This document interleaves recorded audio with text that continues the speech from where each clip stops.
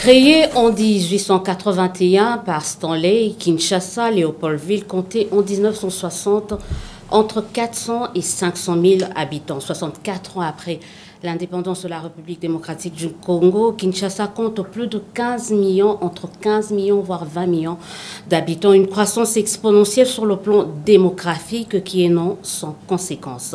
Face à un tel défi, l'initiative de créer une nouvelle ville a commencé à émerger, mais va-t-elle aboutir? Si oui, quand, où et à quelles conditions? Madame, Messieurs, très heureuse de vous retrouver dans le cadre de cette émission spéciale qui va aborder la problématique liée à la nouvelle ville de Kinshasa.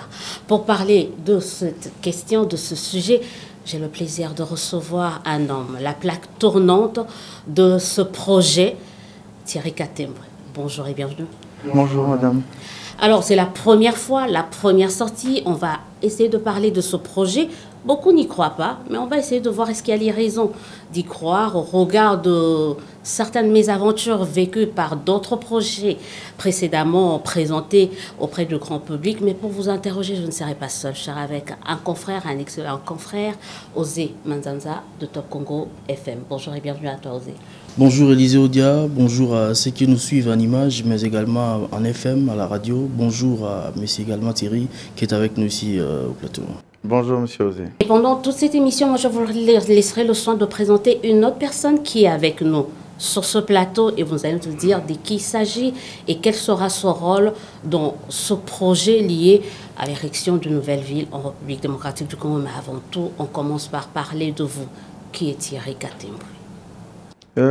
Thierry Katembre, je suis aujourd'hui coordonnateur principal du projet d'extension de la ville de Kinshasa.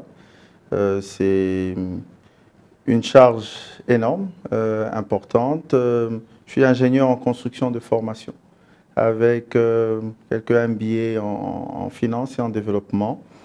Et depuis janvier, que j'ai été mis à la tête de la coordination permanente afin de pouvoir mener à bout ce projet que nous tient parfaitement à cœur. Coordonnateur principal du comité stratégique de supervision pour le projet d'extension de la ville de Kinshasa, c'est tellement précis, il n'y a même pas de débat. Donc on sait que votre travail, c'est d'étendre la ville de Kinshasa. Mais avant de parler de ça, il y a eu un autre projet bien avant, Kintoko. Qu'est-ce qu'il en est aujourd'hui? Moi, ça serait assez difficile aujourd'hui de parler du projet d'extension de la ville de Kinshasa sans expliquer très brièvement la transition de ce projet Kitoko qui avait suscité beaucoup d'espoir. Le projet Kitoko était un projet qui était basé sur un PPP avec deux sociétés étrangères, avec nos différents ministères. Ce projet n'a pas pu voir le jour pour diverses raisons. Et parmi ces raisons, le gouvernement a pris des responsabilités, de se dire pourquoi est-ce que les grands projets ne fonctionnent pas? Pourquoi est-ce que les grands projets échouent en RDC depuis près de 40 ans? Kitoko était vraiment le symbole. C'était un symbole, d'autant plus qu'aujourd'hui, étendre la ville est une nécessité. Il y a eu plusieurs échecs, mais ces échecs aujourd'hui, moi je pense que ces échecs sont beaucoup plus bénéfiques parce que grâce à ces échecs, une analyse, un rapport, une audit, si on peut dire ainsi, générale, a été faite. Et de cette audit, un rapport et des pistes de solutions ont été émises. Et ce sont de ces pistes de solutions dont l'exutoire est aujourd'hui la création de ce comité stratégique de supervision du projet d'extension de la ville de Kinshasa. Les projets d'extension de la ville de Kinshasa est donc petit frère d'un projet qui était mort-né. Quelles sont les garanties que vous avez justement pour permettre une longue vie à ces projets? Oui, je ne dirais pas qu'il est petit frère d'un projet mort-né, mais je dirais plutôt que c'est une naissance, d'autant plus qu'on veut que ce soit une renaissance de Kinshasa. C'est une naissance parfaitement pure. Pourquoi est-ce que je dis que ce n'est pas un petit frère? Dans le cadre du projet Kitoko, il n'y avait pas de cadre institutionnel qui avait été mis en place. Aujourd'hui, justement, la première garantie qui a été mise, c'était de pouvoir mettre en place un cadre institutionnel. Ce cadre institutionnel a permis de pouvoir avoir un certain regard 360 degrés, de pouvoir justement permettre à coordonner les différentes activités à voir les points de faiblesse et à pouvoir les réguler directement, à mettre tout le monde autour d'une table, car l'un des problèmes était la différenciation des pôles de décision, lourdeur dans la grande administration, parce que c'était plusieurs intervenants, alors il fallait créer un point focal pour qu'un cadre institutionnel puisse améliorer la gouvernance. Ensuite, il y a le modèle économique, il y a le modèle technique avec les localisations, éviter des conflits fonciers par rapport à la localisation, et sont les éléments qui sont le soubassement de la réussite certaine du nouveau projet d'extension de la ville de Kinshasa. Alors nous sommes suivis ici à Kinshasa, mais également sur toute l'étendue du territoire national et même à l'étranger. Ceux qui nous suivent, ils doivent comprendre, ils veulent comprendre. C'est quoi les projets d'extension de la ville de Kinshasa? Qu'est-ce qu'on doit comprendre de manière très expliquée de ces projets? Le projet d'extension de la ville de Kinshasa, déjà aujourd'hui, je commencerai par dire, ce n'est plus une option, mais c'est une nécessité. Aujourd'hui, Kinshasa, et on l'a si bien suivi dans l'introduction de Madame Élysée, elle a expliqué d'où on vient, le nombre de populations là où nous sommes aujourd'hui. Aujourd'hui, Kinshasa connaît un très gros problème d'urbanisation, avec la surpopulation, tout ce que nous avons vécu durant les 40 dernières années. Le projet d'extension de la ville de Kinshasa, c'est la mise en place d'un nouveau pôle de développement, toujours sur la ville de Kinshasa. On l'a choisi, le premier point de départ, qui est Maluku. Pourquoi Maluku? C'est la zone qui a le plus d'espace disponible aujourd'hui dans la ville de Kinshasa, même s'il y a des occupations, mais dans le fond, en allant de l'intérieur, il y a beaucoup plus d'espace. L'idée, c'est de créer toute une ville qui fonctionne avec ses différents secteurs.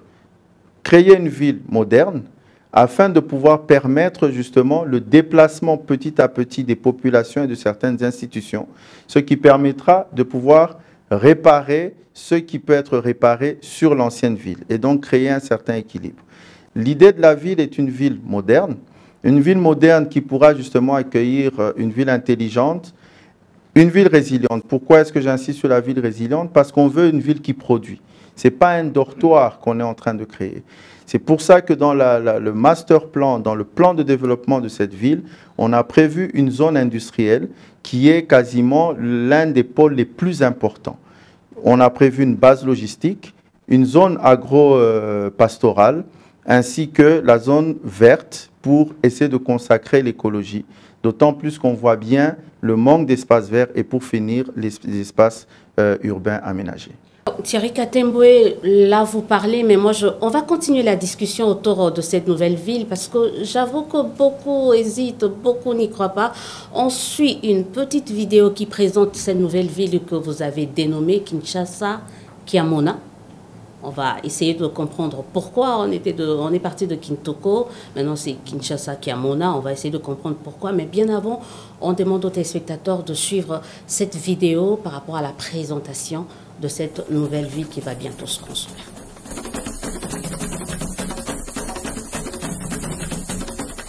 Kinshasa, capitale de la République démocratique du Congo, est confrontée à des défis majeurs. Embouteillage, pollution, zones défavorisées et insécurisées, sans compter l'explosion démographique urbaine d'environ 17 millions d'habitants.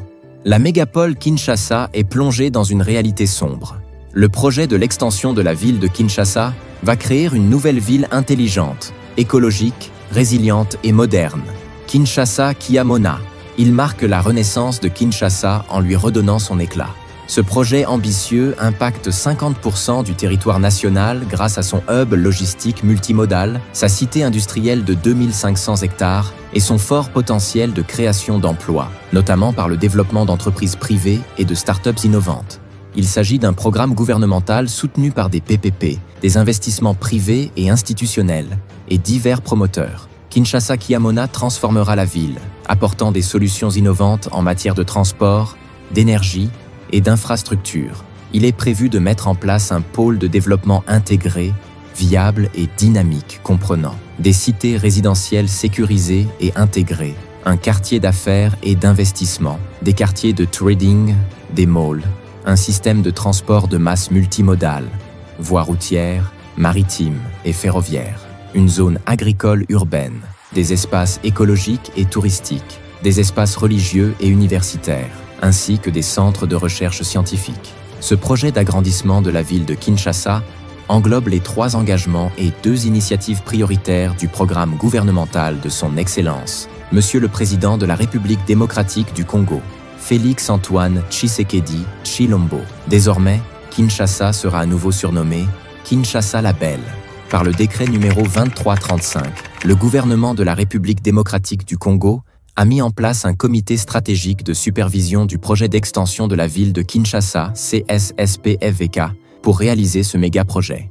Construire Kinshasa à la hauteur de la RDC et dans les dimensions qui reflètent sa grandeur et son potentiel.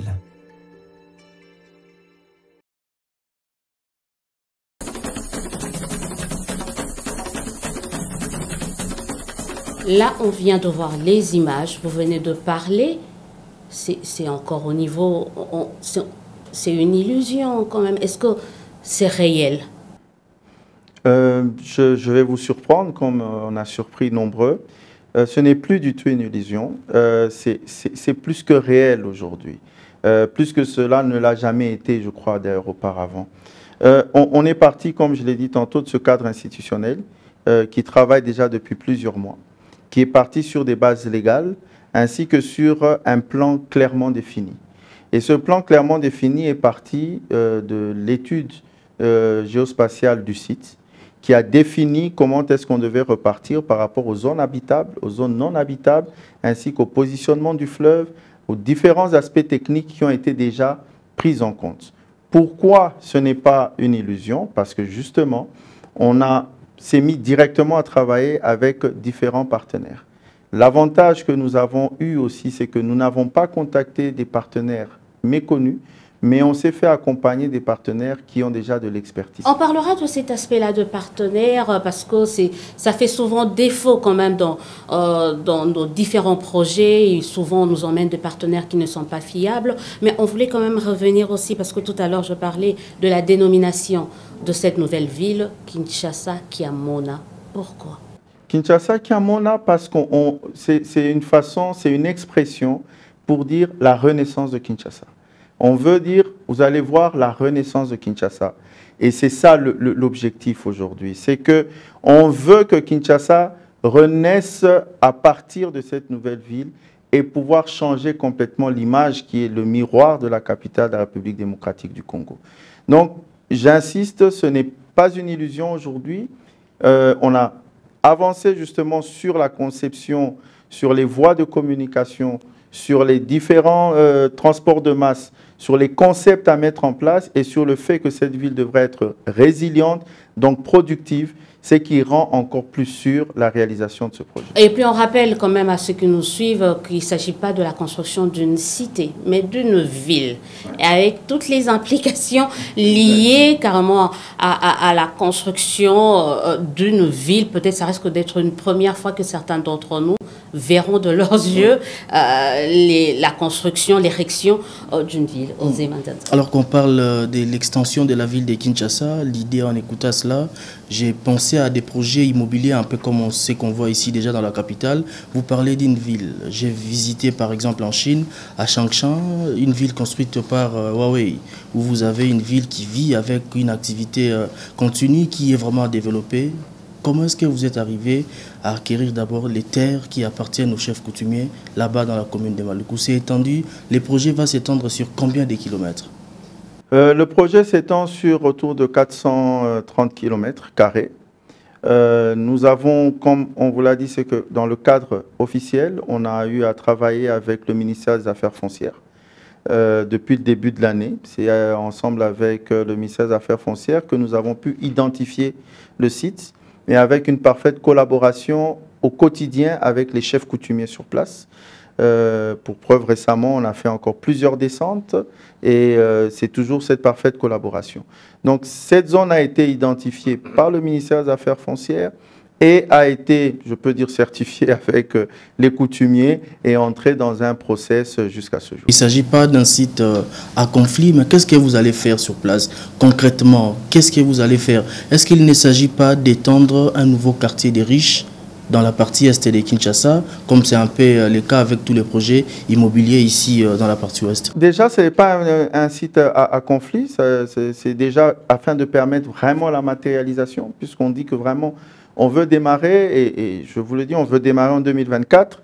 Ce n'est pas l'extension d'un quartier de riches, pas du tout. Déjà que nous allons commencer par des zones industrielles. Les zones industrielles ne sont pas pour les riches, mais ça va permettre justement, et à Kinshasa et à toute la République, de pouvoir avoir une zone industrielle. C'est des déplacements de différents quartiers, il y a toutes les catégories. Il y aura les catégories les plus petites jusqu'aux plus importants. Il y aura des bureaux, des commerces, des industries, des entreprises. Donc c'est l'idée vraiment d'une ville dans sa globalité qui viendra arrimer à l'ancienne ville. C'est une nouvelle ville arrimée à l'ancienne dans la ville-province de Kinshasa. Alors, Thierry Katemwe, parce qu'il y a une deuxième partie dans cette émission, en tout cas on parlera des partenariats, des moyens dont dispose ce projet pour arriver à terme. On en parlera dans la deuxième partie, mais on voulait connaître, expliquez-nous en quoi est-ce que la nouvelle ville aura un impact direct dans le quotidien des Kinois. La nouvelle ville aura un impact direct dans le quotidien des Kinois et indirect dans au moins 50% de la République. Je vous explique comment. Déjà, premièrement, si on prend vraiment sur le basique et on se réfère un peu, si je peux dire, aux textes légaux, on prend le programme du gouvernement qui a 6 engagements. La nouvelle ville couvre déjà 3 engagements en elle-même. La nouvelle ville couvre 2 initiatives gouvernementales. Je m'explique parce que dès qu'on démarre incessamment, on a besoin d'un nombre important d'emplois. Je crois qu'il y aura probablement pas meilleure création d'emplois immédiate dans la ville de Kinshasa que ce projet. Je peux vous faire rêver et très bientôt le rêve. Toko était présenté ici à Kinshasa. Oui, je dirais que le projet n'était pas mal. Hein, le projet n'était pas mal. À la seule différence, c'est que quand on sera dans la deuxième partie, on va vous donner avec plus de précision sur ce pourquoi nous faisons rêver. Déjà, nous devons rêver. Nous sommes obligés de rêver. Si on ne rêve plus, alors là, c'est la fin. Et je tiens à dire que notre rêve est à la hauteur de potentialité de cette République. Nous devons arriver à quitter les sentiers battus et à comprendre que si on veut développer la RDC, ce n'est que par des grands projets. Parce que ce sont les grands projets qui tirent un grand nombre d'emplois et qui donnent des emplois durables, qui ne sont pas des emplois de 3-4 mois, ou ce sont des emplois de 5 sur 10 ans et même plus. L'impact sur la vie des Kinois, il y aura énormément d'emplois. On parle de combien d'emplois ? Les emplois à terme sur l'ensemble du projet sont évalués et calculés par une étude à 1 million sur l'ensemble du projet. Sur les 6 premiers mois du démarrage du projet, les 3 premiers mois, pardon, on est à 10 000 emplois sur les 3 premiers mois pour le démarrage. C'est 10 000 qui vont être créés sur les 3 premiers mois. Et dès qu'on arrivera aux 6 premiers mois, il y aura un deuxième projet qui va pouvoir démarrer et ça va augmenter encore les emplois. Donc ça, on est sur des choses parfaitement concrètes. Il y a une mise en place d'un plan pour une formation rapide des différents ouvriers qui devront être dans les premiers chantiers. Il y aura beaucoup de travaux, mais on va dès le départ essayer de pouvoir mettre en place, il y a des applications qui ont été créées pour la formation, il y a des centres de formation qui sont aujourd'hui virtuels, mais qui vont être mis directement dans quel domaine sur plus précisément?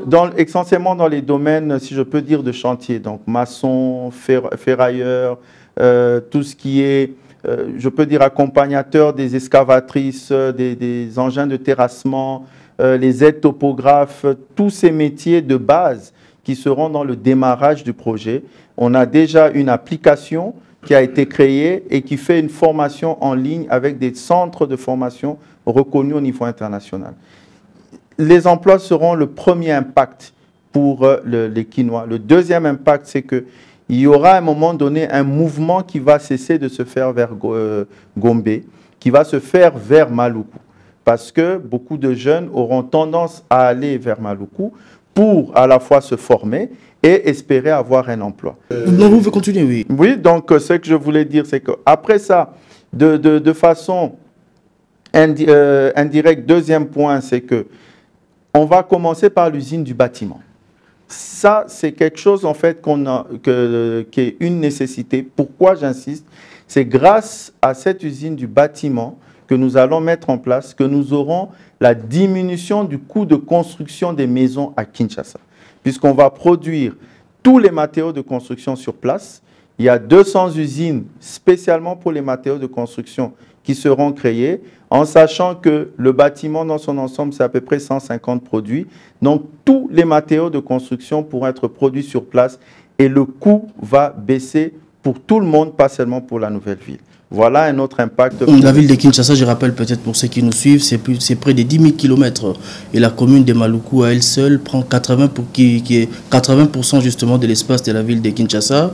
Vous parlez d'un projet qui va réduire les coûts des biens immobiliers à Kinshasa, l'une des villes africaines où acheter une maison, ce n'est pas réservé à tout le monde.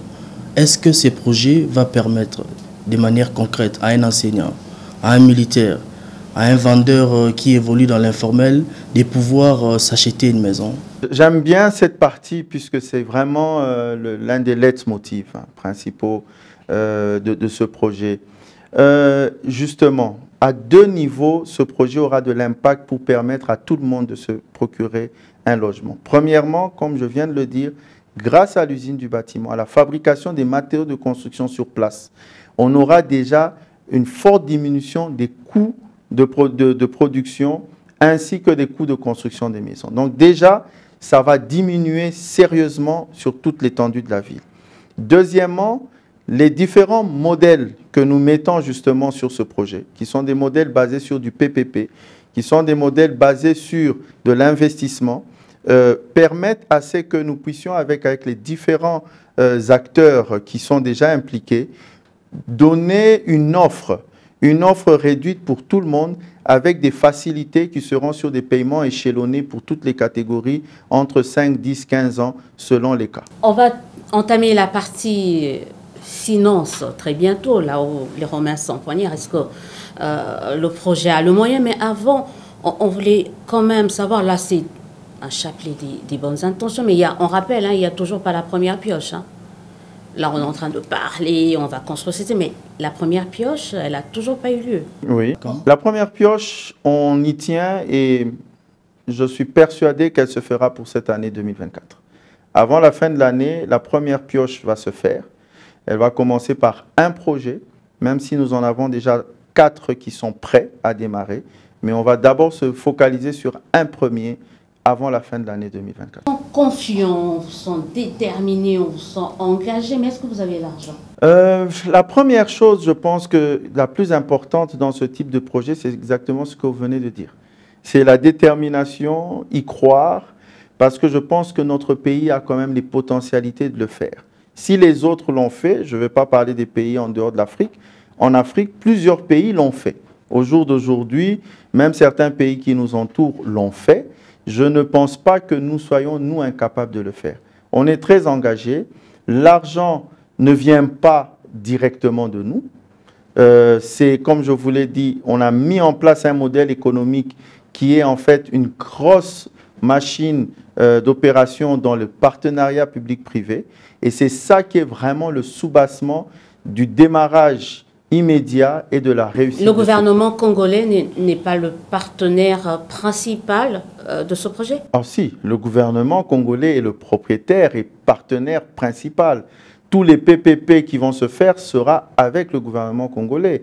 C'est une terre du gouvernement congolais, il est propriétaire du projet, de la terre, et les différents partenaires viennent se rallier. Les partenaires arrivent, ils ont besoin de bénéfices aussi. Ça revient à la question que vous avez posée tout à l'heure. Est-ce qu'on ne risque pas d'assister à une hausse des prix des maisons de ce côté-là? Parce que le partenaire aura besoin de récupérer. Oui, mais justement, c'est le contraire. C'est que quand on fait ces genres de vastes projets, la vérité, c'est que la question, elle rime avec ce que nous vivons aujourd'hui. Nous n'avons jamais réalisé de grands projets immobiliers. Là, sur ce type de projet, quand on construit une ville, c'est le nombre qui compte. ce n'est pas de se faire du bénéfice sur 10 logements, mais c'est en milliers. C'est là que le partenaire, justement, se retrouve, d'où la nécessité d'avoir des prix abordables qui permettront de vendre un plus grand nombre que de vendre juste une petite portion. Mais c'est déjà quoi le coût global du projet? C'est quoi la part, l'État congolais contribue à quelle hauteur et les partenaires que vous souhaitez ou vous avez, s'ils existent déjà, ils participent à quelle hauteur pour l'enveloppe globale? C'est quoi le coût global? Le coût global, je vais vous assurer que je ne préférerais pas le donner pour première raison objective. La première raison pour laquelle je ne donne pas le coût global, c'est que c'est un projet évolutif. C'est un projet évolutif, c'est une ville qu'on est en train de construire, ce n'est pas un simple projet immobilier. Ça veut dire que nous pensons qu'il y aura, au fur et à mesure qu'on va avancer, il y aura je peux dire, des baisses de prix, des hausses de prix. Mais on suppose qu'il y a eu des études auprès. Les études, justement, nous donnent déjà déterminer justement un coût. Et c'est que vous devriez avoir comme moyen pour financer le projet. Exactement, et on va vous donner certains coûts tout de suite. Les études déjà... C'est pas à nous qu'il faut donner, c'est à ceux qui nous suivent. À ceux qui vous suivent, bon, ils ont besoin aussi d'avoir ça. Exactement, via vous.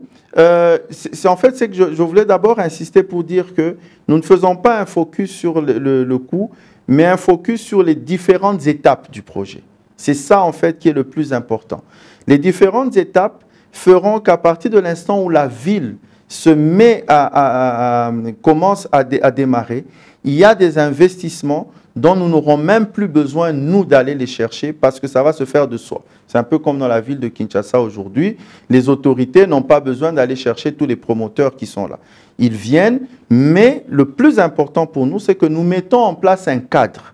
Nous mettons en place un cadre régulé, un cadre ordonné qui va permettre à ce que tous ceux qui viennent vont s'aligner sur des normes urbanistiques, sur des normes de viabilisation et de pouvoir réaliser le projet dans son ensemble.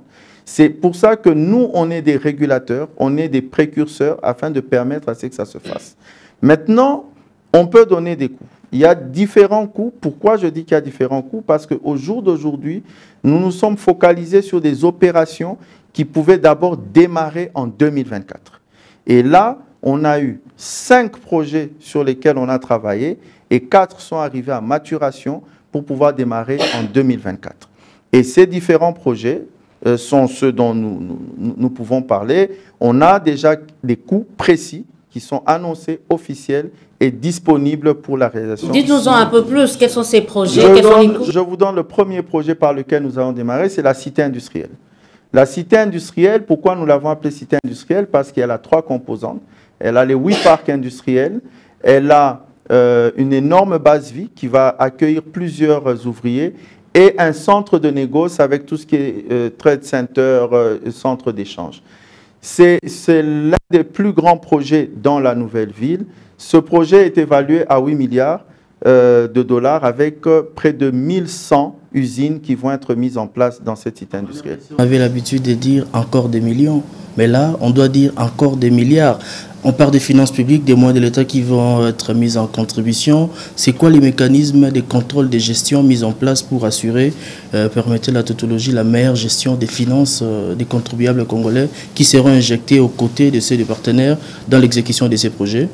0 $ seront injectés par le contribuable sur les 8 milliards parce qu'il s'agit d'un investissement complet d'un consortium chinois qui a été mis en place et installé aussi en RDC pour investir sur la cité industrielle. Le rôle de l'État congolais sera beaucoup plus dans la régulation, le respect des normes et la mise à disposition du site, ainsi que le suivi dans l'ensemble du master plan. Il est actionnaire à quelle hauteur, l'État congolais? Là, c'est une décision qui va être prise naturellement avec les ministères concernés pour voir par rapport à l'apport, puisque l'apport de l'État congolais est énorme. Et l'apport de la terre, cette participation sera décidée par le gouvernement de combien est-ce qu'il prendra, mais il y a des jurisprudences. Hein. On a déjà une autre zone industrielle où l'État congolais est partenaire. Ça, c'est une zone économique spéciale. Donc, ce genre de jurisprudences sont très simples à répliquer. On parle d'un projet bouclé où vous commencez déjà, vous dites que le lancement sera fin décembre. On ne sait pas l'État quel participe à quelle hauteur en termes de parts? Les financements globaux, pas encore prêts, vous allez connaître dans l'évolution? Non, justement, le financement global, on vous a dit, il est de 8 milliards. Sur la première phase ou les quelques projets? Les 8 milliards, c'est sur la cité industrielle, qui est une des composantes de la ville dans son entièreté. Et c'est la composante par laquelle nous démarrons, afin de pouvoir justement commencer la matérialisation de ce projet. Et donc, à partir de l'instant où les 8 milliards de la cité industrielle sont complètement bouclés, je pense qu'au jour d'aujourd'hui, c'est le plus dur. Les études de faisabilité, les études techniques sont faites et transmises, existantes. Le financement bouclé. Aujourd'hui, dans le go, il ne reste plus que l'État puisse décider exactement. Mais là, c'est un processus qui se fait en un jour, en une semaine, de combien il prend comme part. Mais sinon, le plus dur, je crois que c'est la partie études de faisabilité et financement qui sont bouclés. Et maintenant, ça permet à l'État d'évaluer son niveau de participation. Alors, on a parlé du gouvernement, on va essayer de parler des partenaires. Vous misez tellement sur ce partenaire, vous vous en vantez même que vous en avez plus que lors du projet Kitoko. Parlez-nous un peu de vos partenaires. Qui sont-ils? D'où viennent-ils? On en parle beaucoup parce que c'est la base de la réussite de ce projet. Comme je viens de le dire à titre d'exemple à M. Osé, c'est qu'il y a zéro investissement sur la cité, du moins je veux dire investissement pécunier venant du Trésor public sur la cité industrielle. C'est pour dire que nous sommes vraiment basés sur du partenariat public-privé où on a engagé le moins possible le Trésor public afin de pouvoir réussir justement ce projet. Nos partenaires, on a des partenaires venant de tous les coins de la planète. Ça, c'est une autre de nos particularités. On a des très grosses multinationales américaines. On a des grosses sociétés belges et françaises, dont une est prête pour la plateforme hospitalière, où il est proposé le premier centre d'oncologie de la RDC. C'est une société belge avec un financement français. Nous avons des partenaires sud-africains, dont justement une des cités qui est prête à démarrer est une cité résidentielle avec des Sud-Africains sur 300 hectares. Les études sont déjà transmises. Ils ont bouclé leur montage financier. Nous avons aussi les Chinois qui sont parmi nos plus grands partenaires. On a au jour d'aujourd'hui 2 grands groupes chinois qui sont avec nous. L'avantage que j'insiste sur nos partenaires, c'est que pour la plupart d'entre eux, tous sont connus de façon mondiale. On n'a presque pas besoin, en général, de les citer. Ce sont des structures vraiment connues. Mais il faut quand même le citer parce que maintenant, il y a la technologie. On peut aller sur Google, vérifier s'ils sont vraiment fiables, s'ils sont C'est quoi leur passif? Qu'est-ce qu'ils ont déjà? Il s'agit de quels partenaires? On va en citer quelques-uns. Déjà, au niveau des Américains, on a quelques structures américaines avec qui on travaille déjà. Il y a un cabinet d'affaires qui est dans la levée des financements, cabinet White & Case, avec qui nous travaillons déjà. Nous échangeons avec General Electric dans le cadre de l'électricité, Faction dans le cadre de la digitalisation. Ça, c'est côté américain. Côté européen, nous avons la société IIDG qui est très active. C'est une société belge qui travaille avec un groupe marocain et des financements français qui sont tous très connus. IIDG, TGCC, BPI France, ce sont des structures qu'on ne présente plus. Nous avons des échanges avec des structures financières comme la banque d'investissement Rothschild. Là, c'est en restant sur l'Europe. Sur la Chine, on a China State Construction, qui est la plus grande société de construction au monde. Et on a l'autre partenaire qui fait la cité industrielle, qui est un consortium, Sino-East Trade, qui est aujourd'hui en RDC sous la forme de Sino-Congo. Alors China State, parce que vous en parlez, beaucoup de références autour de cette société. Alors, parce que tout au début de cette émission, je disais que vous allez nous faire honneur de nous présenter, parce que vous n'êtes pas seul, vous êtes accompagné. Vous allez nous présenter la personne qui vous accompagne dans le cadre de cette émission, mais on suit une deuxième vidéo qui présente quand même, on dit c'est votre grosse prise China State. On voit en image la vidéo de la présentation de cette société ou de cette entreprise qui va être le partenaire dans le projet d'extension de la ville de Kinshasa.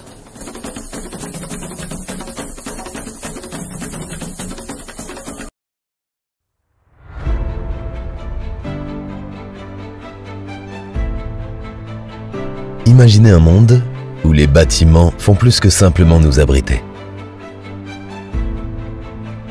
Ce sont les berceaux où les rêves s'épanouissent. Chez China State Construction, nous transformons cette imagination en réalité, créant des espaces où les rêves vivent et prospèrent, et où les villes palpitent de vitalité et d'espoir. Dans le grand paysage de la construction, nous nous démarquons comme une étoile brillante. En tant que pionniers dans le domaine de l'investissement et de la construction à l'échelle mondiale, notre parcours est sculpté par une quête inlassable de l'excellence et de l'innovation. Notre mission est de créer des espaces radiants de bonheur à travers le monde.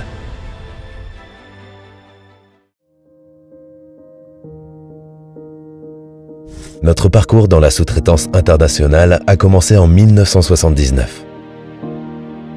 Un jalon significatif a été atteint en 2006 lorsque nous avons fait notre première apparition dans le classement de fortune global 500. En 2009, nous avons marqué un autre succès en réussissant notre introduction en bourse. Depuis 2015, nous maintenons fièrement la qualité de crédit la plus élevée dans l'industrie. Notre excellence a été constamment reconnue, comme en témoigne notre règne de 8 ans au sommet de la liste des constructeurs globaux de ENR. Notre présence mondiale s'étend à travers plus de 140 pays et régions, avec plus de 8000 projets transcendant les frontières. Beaucoup sont devenus des édifices emblématiques.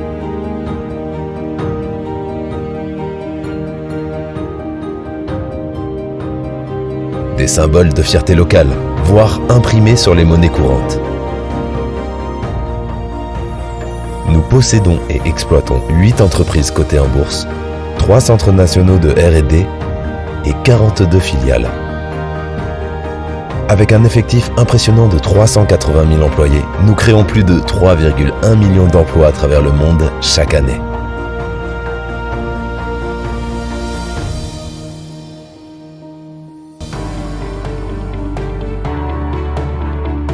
Nos activités couvrent 3 domaines clés: la conception et le conseil, la construction, ainsi que l'investissement et l'exploitation. Nous fournissons des solutions intégrées et efficaces englobant la totalité de la chaîne industrielle et le cycle de vie du projet. Nous mêlons la passion et l'innovation dans chaque conception, garantissant que notre engagement envers la qualité est évident dans les projets. Ces projets représentent non seulement une parfaite combinaison de créativité et de précision, mais ils captivent également et inspirent. Nous modifions non seulement les horizons urbains,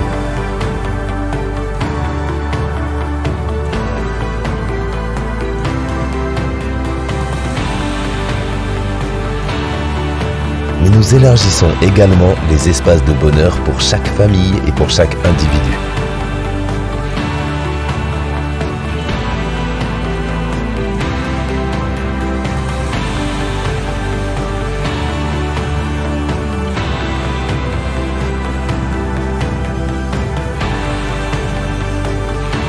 Nous avons la capacité de construire des maisons et d'entreprendre des projets complets d'infrastructures.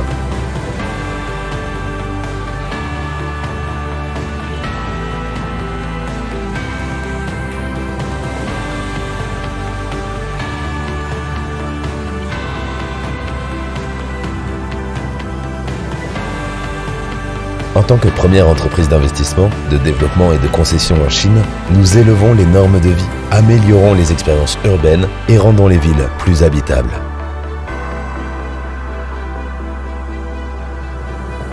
De chaque coin du globe, chaque pont et chaque bâtiment que nous construisons porte en lui une part de notre rêve commun. Notre dévouement va au-delà de la simple satisfaction des attentes.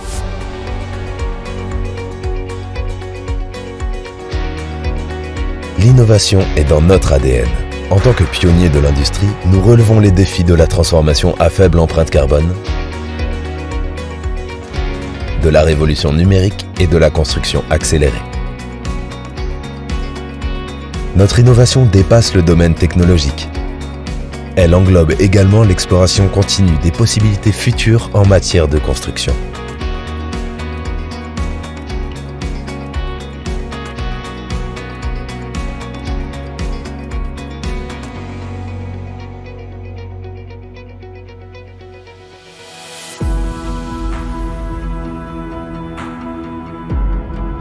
En tant qu'entreprise responsable, nous nous engageons à promouvoir le développement durable dans les initiatives environnementales, sociales et de la gouvernance d'entreprise.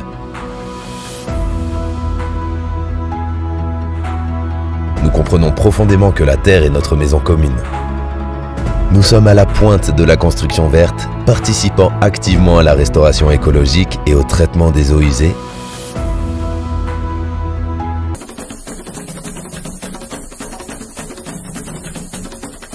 Je disais tout à l'heure, vous êtes fier de brandir China State, Monsieur Thierry Katembo. Oui, on est très fiers. Hein. On est très fiers parce que China State Construction, c'est le numéro 1 mondial de la construction, déjà, pas chinois mais mondial.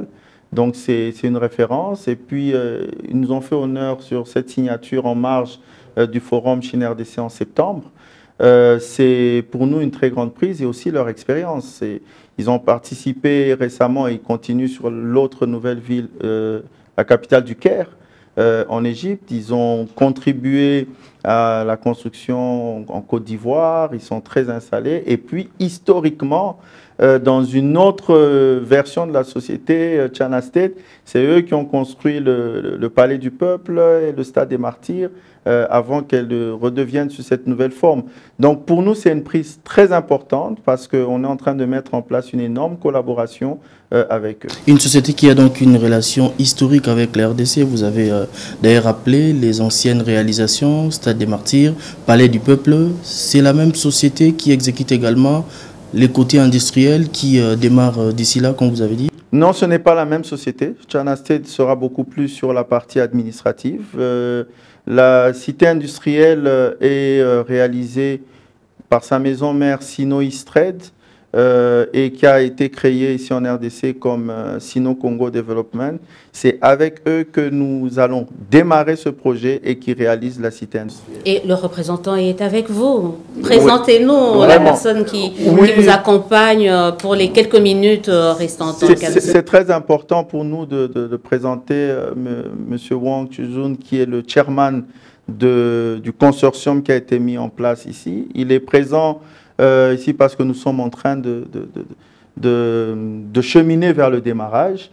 Et c'est l'un de nos partenaires les plus importants. C'est par là que nous allons démarrer et ça a été quelque chose d'extraordinaire parce que c'est un projet qui est pris au plus haut sommet et dans la plus grande considération au niveau de la Chine. Même sans nous, ça a été présenté dans plusieurs forums au niveau de la Chine par le gouvernement chinois. Osez quelques questions à M. Wang. On va peut-être se rappeler, les téléspectateurs congolais vont certainement se rappeler de M. Wang, sa participation très active au Forum économique Chine-RDC lors des Jeux questions-réponses qu'avait initié le ministre des Transports, le VPM Jean-Pierre Bemba. Mais la question, qu'est-ce qui vous a accroché pour venir faire les affaires en RDC dans ces secteurs de l'immobilier? Aujourd'hui, je suis très content d'être au milieu de vous pour cette interview. Et en même temps, je tiens à remercier M. Thierry pour son soutien qui va au-delà d'une année déjà. Il était là en train de nous soutenir par rapport à ce projet. Premièrement, je vais d'abord me présenter. Je suis le président de China Africa East, la structure de développement et de commerce. Okay. Cette structure, cette société a pour objectif principal le développement économique de l'Afrique. Par exemple, nous avons été sur le projet de l'Afrique de l'Est. Nous avons conduit des projets en Tanzanie et au Kenya. Et également en Ouganda aussi, nous avons conduit un projet de la même envergure. La construction industrielle et deuxièmement, c'est le commerce. Alors, nous sommes vraiment implantés en Afrique de l'Est, dans les pays tels que le Kenya, l'Ouganda et la Tanzanie.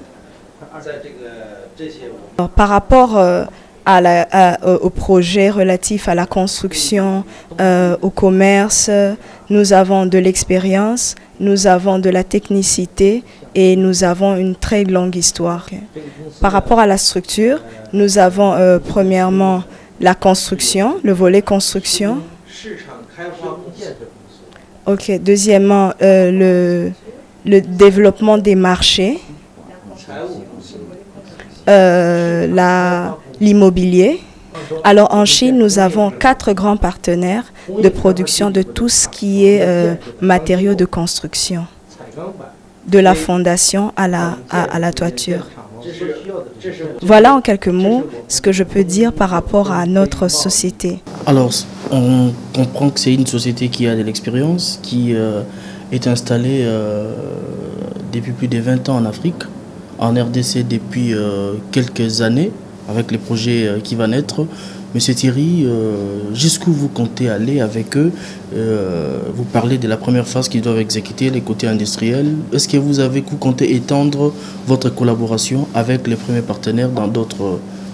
Souffrez, oser, je crois que je veux moi-même, parce que l'exercice est tellement important dans notre pays quand même de faire parler.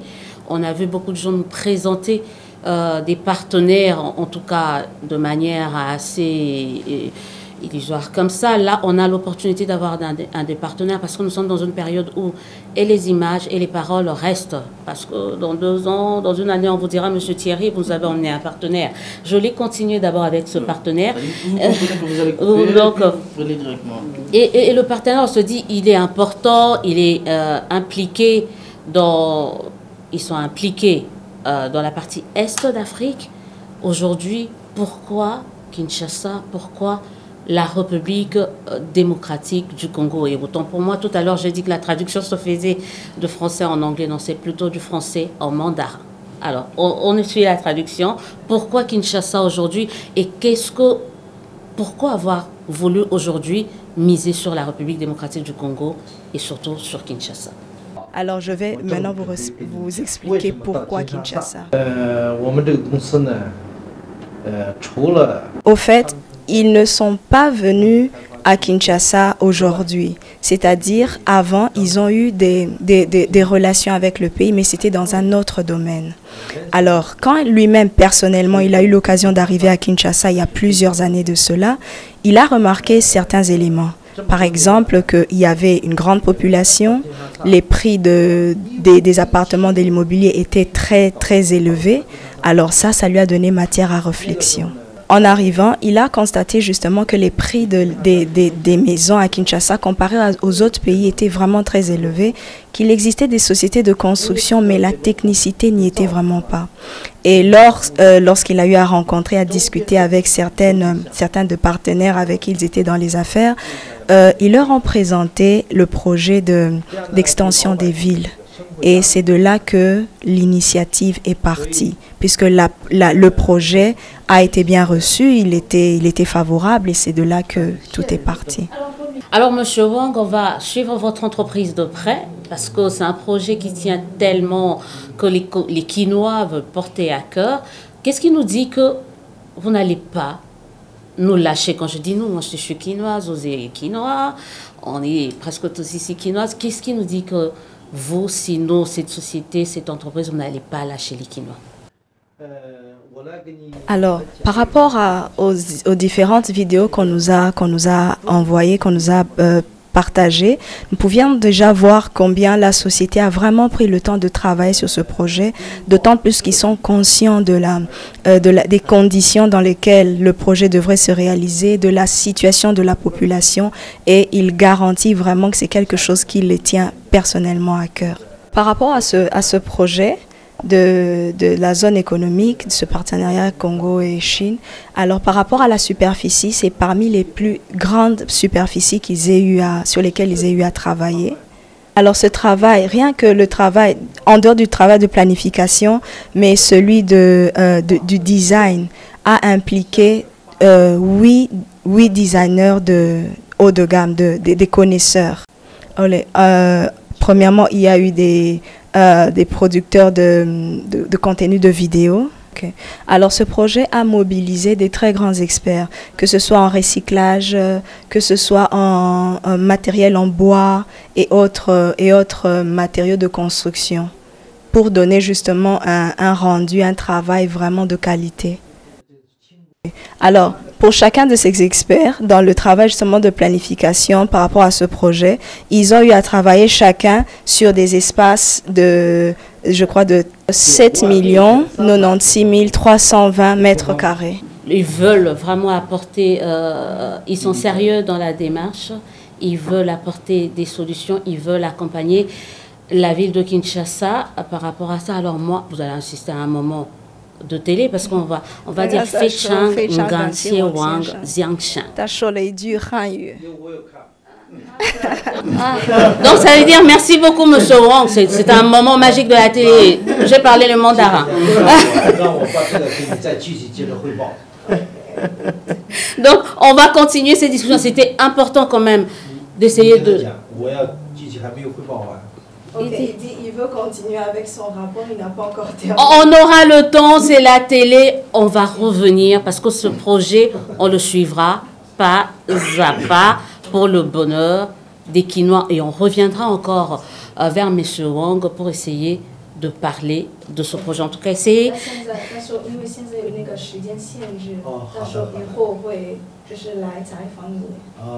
Alors, après ce moment de mandarin, on va suivre encore la petite vidéo, une dernière vidéo qui va nous présenter la cité industrielle qui va être érigée dans cette nouvelle ville qui va se construire très bientôt ici à Kinshasa.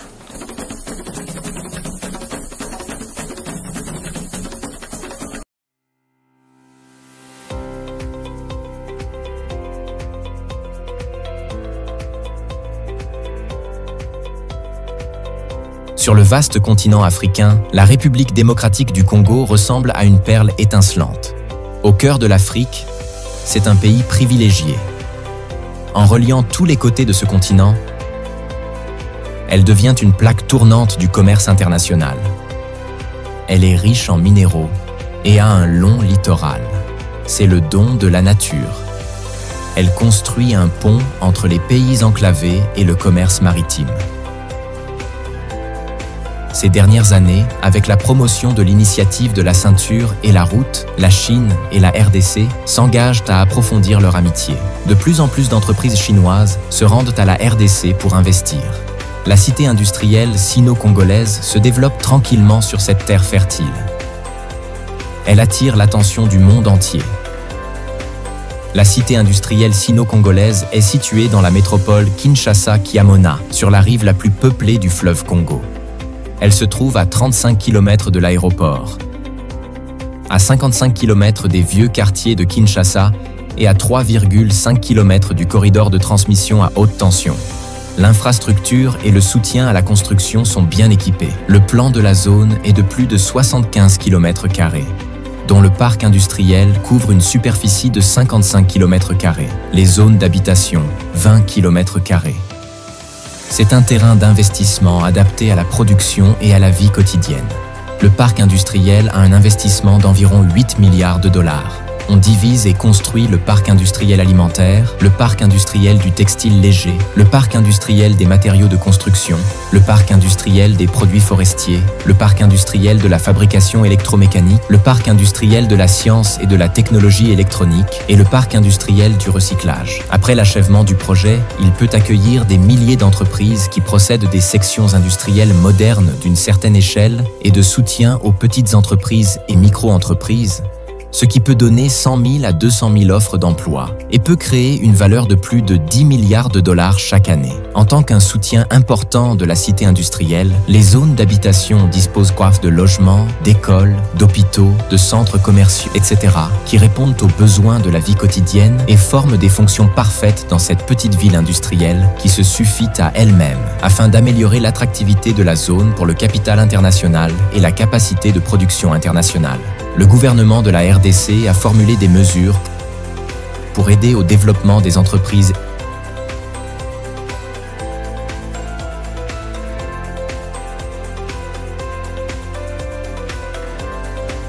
efficaces et intègres. Ces mesures optimisent le processus des affaires publiques, simplifient les matériaux et minimisent le coût.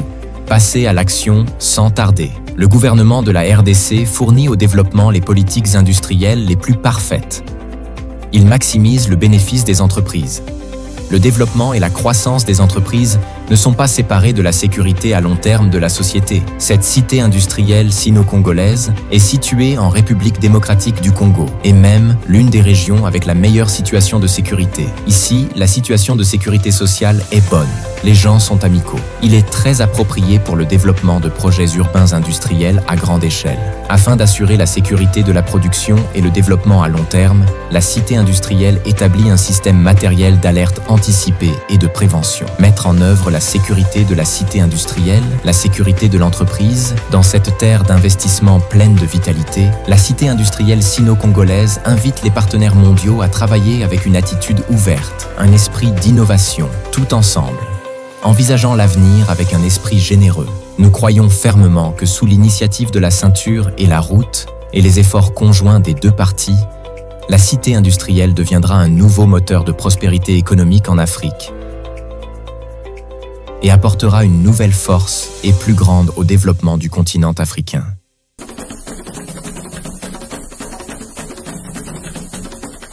Monsieur Thierry Katembo, on est presque en train de chuter avec cette émission. C'était quand même important parce qu'on a entendu parler de cette nouvelle ville. Maintenant là, on est en train de voir que c'est en train de se matérialiser. En tout cas, c'est que tout le monde souhaite. Mais on voulait quand même revenir très rapidement sur le mécanisme de collaboration avec Kinshasa, parce que Kinshasa a un gouvernement, on a juste parlé du gouvernement central, mais quelle est la place par exemple du gouvernement provincial? Et je vais aller tout de suite enchaîner avec une deuxième question. En termes des solutions face aux problèmes actuels que connaissent les Kinois en rapport avec la nouvelle ville, qu'est-ce que les Kinois peuvent attendre de tout ça? Je vais aller directement sur cette réponse. Déjà d'abord sur les mécanismes de collaboration. Il faut savoir que le comité de pilotage politique qui supervise la coordination, le gouverneur de la ville de Kinshasa est membre de ce comité de pilotage.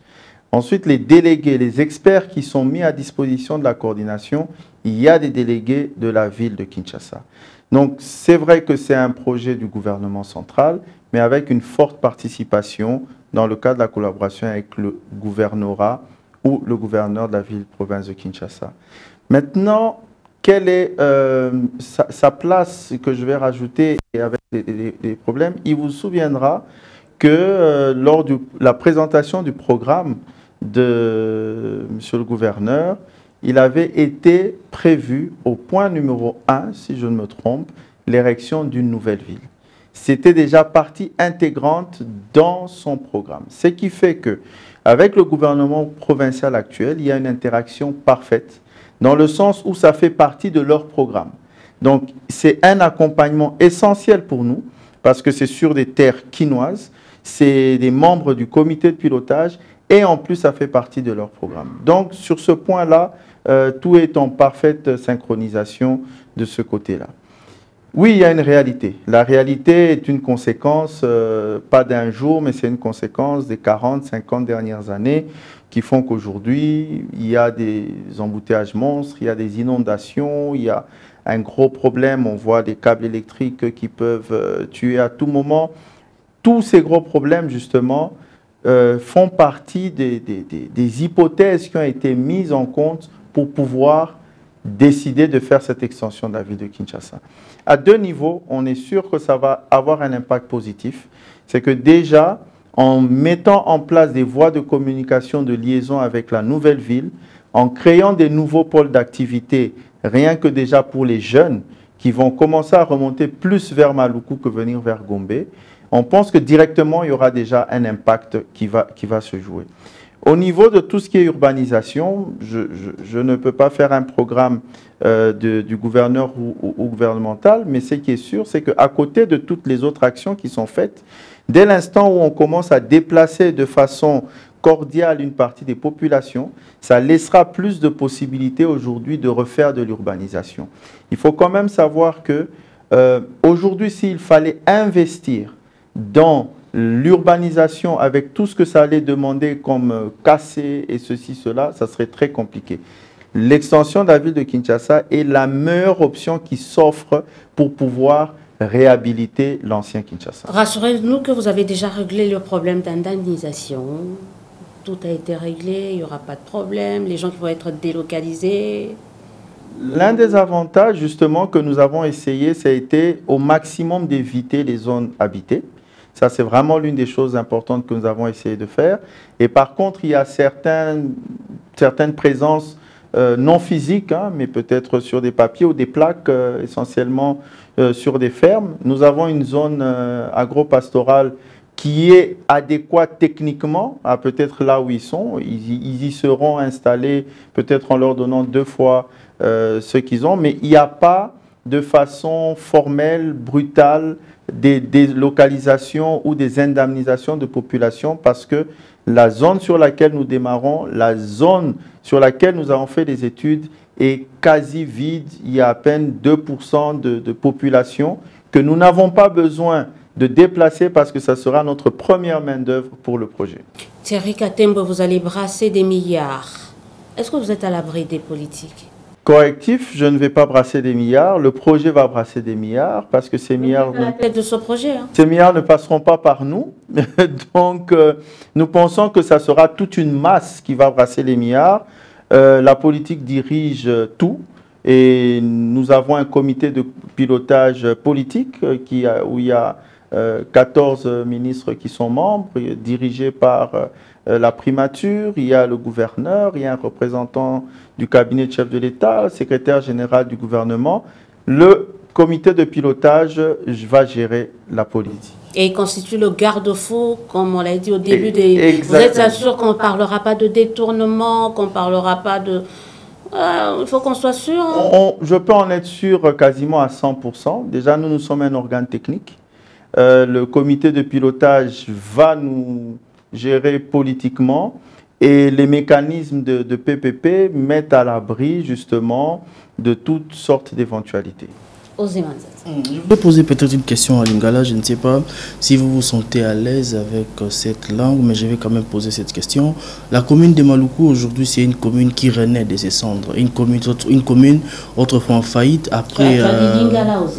une commune autrefois en faillite après qu'Okou Fayaba Société a été installée, principalement Socidaire Naziforco, si vous connaissez les 2 sociétés, qui permettaient justement activités économiques à l'intense dans la commune de Maluku. Mais les lots installés société, vous avez installé projet, population Zoyoka, extension à ville de Kinshasa, et la Kisini, de manière un peu plus résumée, Nalinga là-bas, tu vas comprendre, projet Mwezani, Nini Zoya Nabavi Nabango, qu'est-ce qui va changer dans la population congolaise? Et pas la population congolaise, la population à Maluku. Vie est changée parce que vous avez déjà première source d'emploi et vous avez la population à Maluku. Les autres sont là très bien à chef coutumier à Kuna. Tous en parfaite collaboration. Toute la population à Maluku, il y a un quartier, il y a un village à Kuna, vous avez la première recrutée dans le projet. Donc je pense que Vina Bango est changé pour les 10 prochaines années. Ensuite, pour la population, il y a Kinshasa, et vous avez un changement d'habitude. Et vous avez un biloko bien que vous avez appelé dans Maluku. Batu ebele bakobanda okende kuna pona musala. Ensuite, vous avez pona kovanda. Quartier, il y a bien que les chaos toza nango na Gombe et kozala kuna. Donc, et ça changement moko et ko permettre ville et respirer.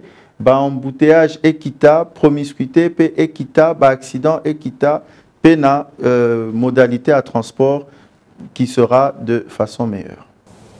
Voilà, c'est par ici qu'on est vraiment obligé, et comme vous l'avez dit tout à l'heure, M. Thierry Katembo, qu'il y a tellement de choses à dire sur cette nouvelle ville, et surtout merci d'avoir voulu parler pour la première fois autour de cette question.